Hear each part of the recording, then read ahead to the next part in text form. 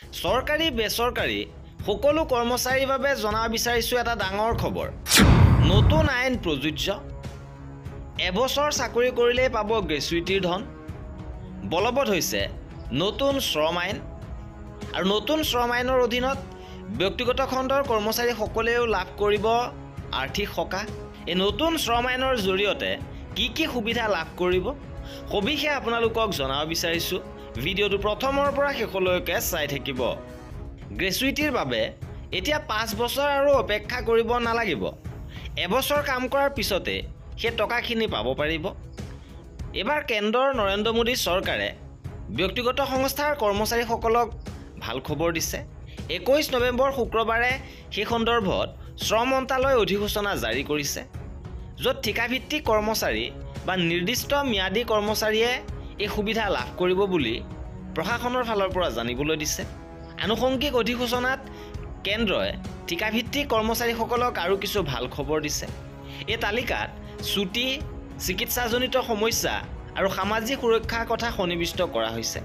এই তিনিটা ক্ষেত্ৰত নিৰ্দিষ্ট ম্যাদী কৰ্মচাৰীক স্থায়ী কৰ্মচাৰীৰ দৰে সুবিধা প্ৰদান কৰিবলৈ কোৱা হৈছে।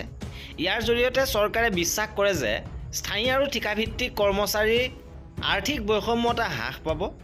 শুক্ৰবাৰে কেন্দ্ৰীয় শ্ৰম মন্ত্ৰী মনসুখ মাণ্ডভিয়াই কয় যে নতুন শ্ৰম সংহিতাৰ অধীনত মোদী চৰকাৰে কেইবাটাও প্ৰতিশ্ৰুতি প্ৰদান কৰিছে।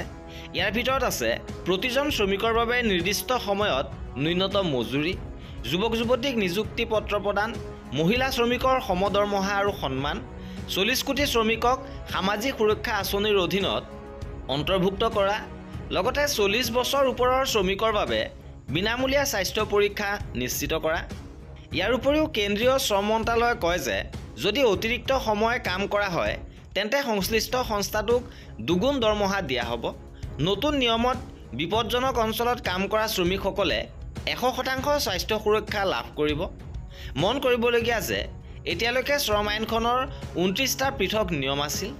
ইয়াত সৰলতা আনিবলৈ 5 বছৰ পূৰ্বে সংসদত 4টা শ্ৰমিক নিয়ম একত্ৰিত কৰি গৃহীত হৈছিল। এইবাৰ মোদী চৰকাৰে জাৰি কৰিছে অধিসূচনা আৰু নতুন নিয়মত কেন্দ্ৰই মজুৰিৰ নিয়ম, ঔদ্যোগিক নিয়ম, সামাজিক সুৰক্ষাৰ নিয়ম আৰু বৃত্তিগত সুৰক্ষা, স্বাস্থ্য আৰু কৰ্ম পৰিৱেশৰ নিয়মৰ কথা উল্লেখ কৰিছে। আৰু এয়া আছিল আমাৰ আজিৰ ভিডিঅ'টোত। এনেধৰণৰ খা খবৰৰ বাবে আমাৰ চেনেলটো ছাবস্ক্ৰাইব কৰি ৰাখিব। ভিডিঅ'টো শেষৰলৈকে চোৱাৰ বাবে বহুত ধন্যবাদ।